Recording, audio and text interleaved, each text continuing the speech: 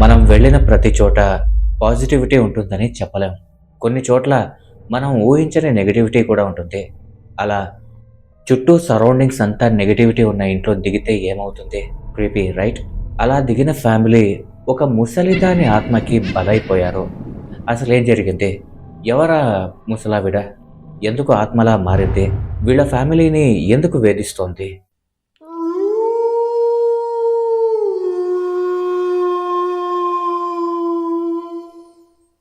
వర్ష వాళ్ళ ఫ్యామిలీ అప్పుడే వైజాగ్‌కి షిఫ్ట్ అయ్యారు. వాళ్ళ ఇంట్లో వర్ష, వాళ్ళమ్మ అలాగే తన ఇద్దరు అన్నయ్యలు ఉండేవారు. వాళ్ళు వైజాగ్ షిఫ్ట్ అయిన కొత్తలో బాగానే ఉండేది. కానీ వాళ్ళ ఇంటి ముందు ఒక ఇల్లు ఉండేది. అది చూడ్డానికి చాలా పాతదిగా, కొంచెం పాడుబడ్డ ఇల్లులాగా ఉంటుంది. దాన్ని చూస్తున్నప్పుడల్లా ఒక విచిత్రమైన ఫీలింగ్ కలిగేది వర్షకి. ఎందుకో ఆ సరౌండింగ్స్ చూస్తూ ఉంటే తను చాలా డిస్టర్బ్ అయ్యేది. కొన్ని రోజుల తరువాత ఆ ఎదురుగా ఉన్న ఇంట్లో ఇద్దరు స్టూడెంట్స్ దిగారు. వాళ్ళు ఆ ఇంట్లో ఒక నెల దాకా బాగానే ఉన్నారు. తర్వాత సడన్గా ఒకరోజు గట్టిగా అరుచుకుంటూ బయటకొచ్చారు. వాళ్ళ సామాన్లు కూడా తీసుకోకుండా అక్కడి నుండి పారిపోయారు. తర్వాత ఒకరోజు ఆ ఇంటి ఓనర్ ద్వారా వారి సామాన్లన్నీ ఖాళీ చేయించి తీసుకెళ్లారు. ఇదంతా చూస్తున్న వర్షకి అసలు ఏం జరిగిందని కొద్దిగా ఉత్సాహం కలిగింది. ఆ స్టూడెంట్స్ ఎక్కడున్నారో కనుక్కొని వాళ్ళని అసలు ఏం జరిగింది ఆ ఇంట్లో అని అడిగింది వర్ష. వాళ్ళు అసలు చెప్పడానికి కూడా భయపడుతున్నారు. అయినా కాస్త ధైర్యం తెచ్చుకొని ఆ ఇంట్లో అసలు ఏం జరిగిందో చెప్పారు. ఒకరోజు రాత్రి వాళ్ళు నిద్రపోతున్నప్పుడు కిచెన్లో ఏవో శబ్దాలు రావడం గమనించి ఇద్దరు మెల్లగా వెళ్ళి చూస్తే మామూలుగా షెల్ఫ్లో ఉండాల్సిన సామాన్లు గాల్లో తేలుతున్నాయి. అవి ఒక్కసారిగా కింద పడ్డాయి. అలాగే రాత్రంతా ఎవరో ఏడుస్తున్న శబ్దం వినిపించేది. అందుకే ఆ ఇంటిని ఖాళీ చేసేసామని ఆ ఇద్దరు అమ్మాయిలు చెప్పారు. ఇదంతా విన్న వర్ష నమ్మాలా వద్దా అనే కన్ఫ్యూజన్లో ఉండిపోయింది. తర్వాత కొన్ని రోజులకి ఆ ఇంట్లో ఒక క్రిస్టియన్ ఫ్యామిలీ దిగింది. వాళ్ళు దిగిన ఒక వారానికే వాళ్ళ అబ్బాయి ఇంట్లో దేనో గుద్దుకొని కింద పడ్డాడు. దానివల్ల తన చెయ్యి ఫ్రాక్చర్ అయింది. తరువాత నెమ్మదిగా వాళ్ళకి కూడా కొన్ని పారానార్మల్ ఇన్సిడెంట్స్ జరగడంతో ఒక నెలకే ఆ ఇల్లు ఖాళీ చేసేసి వెళ్ళిపోయారు. తర్వాత ఒకరోజు వర్ష వాళ్ళ కజిన్ వాళ్ళ ఇంటికి వచ్చింది. తను వర్షకే అక్క అవుతుంది. నైట్ అయ్యాక అందరూ నిద్రపోతూ ఉన్నారు. వర్ష వాళ్ళ అక్క కూడా నిద్రపోయింది. తను నిద్రలో ఒక కల కంటోంది. ఆ కలలో ఒక నల్లని ఆకారం తన దగ్గరకు వచ్చి, నన్ను మా ఇద్దరు కోడళ్ళు అసలు చూసుకునేవారు కాదు, తిండి కూడా పెట్టేవారు కాదు, అందుకే నేను చనిపోయాను. మీ ఇంటి ద్వారబంధం పక్కన దేవుడి గది ఉండడం వల్ల నేను మీ ఇంట్లోకి రాలేకపోతున్నాను. కానీ మీ పడగ్గది కిటికీ నుండి నేను సులభంగా లోపలికి వచ్చేయగలను. అలానే వచ్చి మీ ఇంట్లో ఎవరో ఒకళ్ళని తీసుకుని వెళ్ళిపోతాను అని అంటూ భయపెడుతోంది ఆ ఆకారం. దాంతో వర్ష వాళ్ళ అక్క ఒక్కసారిగా ఉలిక్కిపడింది. నిద్రలో నుండి లేచి మరుసటి రోజు ఇంట్లో వాళ్ళందరికీ తనకొచ్చిన కల గురించి చెప్పి తను ఆ ఇంట్లో నుండి బయటికి వెళ్ళిపోయింది. ఇదంతా విన్న వర్ష ఆ ఇంటి ఓనర్ని అసలు అక్కడ ఏం జరిగిందని గట్టిగా అడిగింది. ఓనర్ తడబడ్డం చూసి వర్ష వాళ్ళ ఇంట్లో వాళ్ళు కూడా గట్టిగా అడిగారు. ఆ ఓనర్ అసలు విషయం చెప్పడం మొదలు పెట్టాడు. ఒక 10 సంవత్సరాలకు ముందు అక్కడ ఒక ఫ్యామిలీ ఉండేది. అందులో ఒక అవ్వ, తాత, వారి ఇద్దరు కోడళ్ళు ఉండేవారు. ఆ ఇద్దరు కోడళ్ళు ఆ ముసలివారిని చాలా ఘోరంగా చూసేవారు. కుక్కల కంటే నీచంగా చూసేవారు. ఒక్కోసారి రోజుల తరబడి అన్నం కూడా పెట్టేవారు కాదు. ఆ కోడళ్ళ ద్వారా ఆ ఇద్దరు ముసలివాళ్ళు నరకాన్ని అనుభవించేవారు. కొన్నిసార్లు వారి మూత్రాన్ని వారితోనే తాగించేవారు. చెప్పిన పని చేయకపోతే గొడ్డును బాదినట్టు బాధేవారు. ఇదంతా భరించలేక ఒకరోజు ఆ తాత చనిపోయాడు. ఆయన మరణాన్ని తట్టుకోలేక ఆ అవ్వ కూడా నెమ్మదిగా చనిపోయింది. అప్పటి నుండి ఆ ఇంట్లో ఎవరు కొత్తగా దిగినా వారికి ఏదో ఒక అనర్థం జరుగుతూనే ఉంటుంది అని ఆ ఇంటి ఓనర్ మొత్తం చెప్పాడు.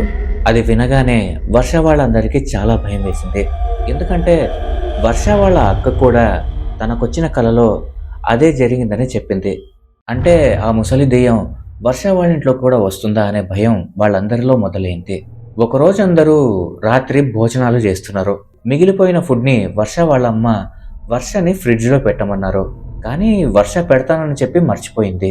అర్ధరాత్రి దగ్గర 3 గంటలు అవుతూ ఉంటుంది. వర్ష వాళ్ళమ్మ వాష్రూమ్కి వెళ్ళాలని లేచి వెళ్తూ ఉండగా కిచెన్లో నుండి ఏదో శబ్దం వస్తూ ఉండటంతో ఏంటా అని మెల్లగా వెళ్ళి చూశారు.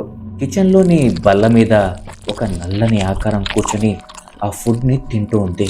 వాళ్ళమ్మకి ఒక్కసారిగా గుండె ఆగినంత పని అయింది. అక్కడికక్కడే కళ్ళు తిరిగి పడిపోయింది. తర్వాత వర్ష వాళ్ళు వాళ్ళమ్మని లేపారు, కానీ ఆమె మాట్లాడలేని పరిస్థితిలో ఉంది. ఒకవేళ నీరసం వల్ల పడిపోయిందేమో అనుకున్నారు. మరుసటి రోజు నుండి వాళ్ళమ్మ విచిత్రంగా పిచ్చి పిచ్చిగా ప్రవర్తిస్తోంది. ఇక్కడ విషయం ఏంటంటే ఆ ముసలి ఆత్మ వర్ష వాళ్ళమ్మని ఆవహించింది. వాళ్ళ అన్నయ్యలిద్దరితో పాటు వర్ష పట్టుకున్నా కూడా వాళ్ళందరినీ ఈడ్చుకుంటూ టెర్రస్ మీదకి వెళ్ళి వాళ్ళమ్మ నేను దూకేస్తాను అంటుంది. కానీ వీళ్ళు మాత్రం వాళ్ళమ్మని గట్టిగా పట్టుకొని ఒక స్వామీజీ దగ్గరికి తీసుకెళ్లారు. అక్కడ స్వామి ఏదో తాయెత్తు కట్టేసరికి అప్పుడు కొంచెం కుదుటపడింది వాళ్ళమ్మ. కొన్ని రోజులు అంతా బాగానే ఉంది. ఒకరోజు ఆ ఇంట్లోకి ఒక బెంగాలీ కపుల్ వచ్చారు. వాళ్ళకి కూడా అలాంటి స్ట్రేంజ్ ఇన్సిడెంట్సే జరిగాయి. కానీ ఆ కపుల్ ఆ ఇంటి నుండి వెళ్ళిపోలేదు, అలా ఆ ఇంట్లోనే ఉన్నారు. ఇది చూసి అందరూ షాక్ అయ్యారు. వర్ష తనకు తెలిసిన వాళ్ళకి కొంచెం బెంగాలీ వచ్చు. వాళ్ళతో ఆ బెంగాలీ కపుల్ని ఎందుకు ఆ ఇంట్లో నుండి వెళ్ళిపోవట్లేదని మాట్లాడించారు. ఆ బెంగాలీ కపుల్ చెప్పిన దాని ప్రకారంగా వాళ్ళు వెళ్ళిన కొత్తలో చాలా దారుణమైన ఇన్సిడెంట్స్ జరిగేవి. బెడ్రూమ్లో పడుకోవడానికి ట్రై చేస్తే ఇక అంతే. ఆ రోజు ఏదో ఒకటి పెద్దగానే జరిగేది. ఇదంతా గమనించిన ఆ బెంగాలీ కపుల్ ఆ ఇంటి బెడ్రూమ్ లోపలికి వెళ్ళడమే మానేశారు.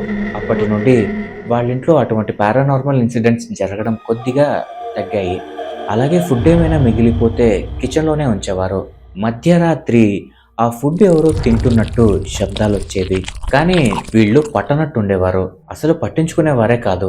సో అలా నెమ్మదిగా అలాంటి ఇన్సిడెంట్స్ అన్ని తగ్గిపోయాయి. వీటితో పాటు ఆ నల్లటి ఆకారం కోసం కొన్నిసార్లు అర్ధరాత్రి అంటే సరిగ్గా 12 గంటలకు వేడిగా వంట చేసేవారు. అంటే ఆ ఆత్మ ఆ వంట తినేది కాదు, కానీ తన మనశ్శాంతి కోసం అదంతా చూస్తూ ఉండేది. ఇలా ప్రతిరోజు చేయడం వల్ల ఆ ఇంట్లో ఎలాంటి హాంటెడ్ ఇన్సిడెంట్స్ జరిగేవి కావు. కానీ కొన్ని రోజుల తర్వాత ఆ బెంగాలీ కపుల్ కూడా అక్కడి నుండి వేరే ఇంటికి షిఫ్ట్ అయిపోయారు. ఆ ఇంట్లో ఎవరైనా నివాసం ఉంటే వర్ష వాళ్ళ ఇంట్లో ఎలాంటి ఇన్సిడెంట్స్ జరిగేవి కావు. ఒకవేళ ఆ ఇల్లు ఖాళీగా ఉందంటే మాత్రం వెంటనే ఆ ఆకారం వర్ష వాళ్ళ ఇంట్లో ప్రత్యక్షమయ్యేది. ఇక సిచ్యువేషన్స్ ఎప్పుడు ఇలానే ఉంటే ఎప్పటికైనా వర్ష వాళ్ళకి రిస్కే అనుకుని ఆ ఇంటిని ఖాళీ చేసేసారు. కానీ ఈ ఇన్సిడెంట్ మాత్రం వర్ష మనసులో నుండి పోలేదు. దీని నుండి తేరుకోవడానికి తనకి చాలా టైం పట్టింది. ఇప్పటికీ ఈ ఇన్సిడెంట్ తలుచుకుంటే తన శరీరం అంతా భయంతో చల్లబడిపోతుంది. ఓకే ఫ్రెండ్స్, ఈ స్టోరీ మీకు నచ్చితే ఒక్క లైక్ చేయండి గైస్. మీరు లైక్ చేస్తే ఇంకొంతమందికి రీచ్ అవుతుంది. మీ వాల్యుబుల్ కామెంట్స్ కూడా చేయండి. నేను ప్రతి ఒక్క కామెంట్ చదువుతాను, ప్రతి ఒక్కళ్ళకి రిప్లై ఇస్తాను. అలాగే మన ఛానల్ సబ్స్క్రైబ్ చేసుకొని పక్కనున్న బెల్ సింబల్ యాక్టివేట్ చేసుకోండి.